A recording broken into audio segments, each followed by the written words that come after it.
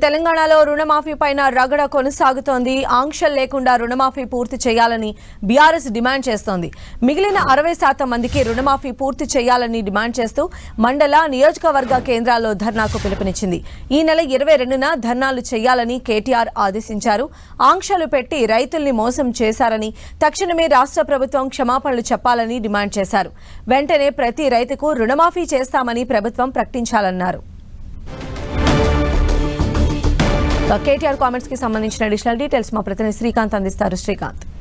సంధ్య, రైతు రుణమాఫీపై ప్రభుత్వం చేస్తున్న అలసత్వానికి నిరసనగా బీఆర్ఎస్ పార్టీ పోరాటంలోకి దిగిందని చెప్పుకోవచ్చు. రైతులందరికీ న్యాయం చేయాలని డిమాండ్ చేస్తూ ఈ నెల 22వ తేదీన రాష్ట్ర వ్యాప్తంగా ఆందోళన చేయాలని BRS party working president KTR పిలుపునిచ్చారు. 22వ తేదీన మండల నియోజకవర్గ కేంద్రాల్లో పెద్ద ఎత్తున బీఆర్ఎస్ నేతలు ఆందోళన బాట పట్టనున్నారు. రాష్ట్ర ప్రభుత్వం ఈ ఎన్నికలకు ముందు అంటే కాంగ్రెస్ పార్టీ ఎన్నికలకు ముందు మేనిఫెస్టోలో రైతులందరికీ 2 లక్షల రుణమాఫీ అమలు చేస్తామని హామీ ఇచ్చినప్పటికీ అధికారంలోకి వచ్చిన తర్వాత అమలు చేయకుండా నిబంధనలు విధించిందని, అర్హులైన ఎంతో మంది రైతులు ఈ కారణంగా నష్టపోతున్నారని బీఆర్ఎస్ ఆరోపిస్తుంది. గత కొన్ని రోజులుగా ఇందుకు సంబంధించి పార్టీ నేతలు ఆరోపణలు చేస్తున్నా ఇటీవల కాలంలో రుణమాఫీ పూర్తయిందని ముఖ్యమంత్రి రేవంత్ రెడ్డి ప్రకటించడం, కొంతమంది మంత్రులు ఇంకా జరుగుతుందని ప్రకటిస్తున్నారని బీఆర్ఎస్ తప్పుపడుతుంది. దీనిపై స్పష్టత ఇవ్వాలని కూడా బీఆర్ఎస్ డిమాండ్ చేస్తుంది. సంధ్య.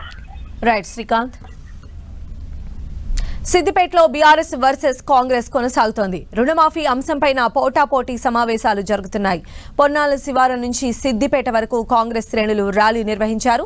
శివార్లో రాజీవ్ గాంధీ విగ్రహానికి పూలమాల వేసిన మైనంపల్లి హనుమంతరావు రోహిత్ తన కాన్వాయ్ ని పట్టణంలోకి తీసుకువెళ్లేందుకు ప్రయత్నించారు. పోలీసులు ఆయన్ను అడ్డుకుని ర్యాలీని కాంగ్రెస్ కార్యాలయం వైపు మళ్లించారు. హరీష్ రావుకు వ్యతిరేకంగా కాంగ్రెస్ శ్రేణులు నినాదాలు చేశారు. ఇప్పటికే ఎమ్మెల్యే కార్యాలయంలో రుణమాఫీపైన మాజీ మంత్రి హరీష్ రావు సమీక్ష నిర్వహిస్తున్నారు. అయితే బీఆర్ఎస్ ర్యాలీ ధర్నాకు పోలీసులు పర్మిషన్ ఇవ్వలేదు. బీఆర్ఎస్ శ్రేణులను కాంగ్రెస్ కార్యాలయం నుంచి బయటకు రాకుండా పోలీసులు గేటుకు తాళం వేశారు. దీంతో వారు తీవ్ర ఆగ్రహం వ్యక్తం చేశారు.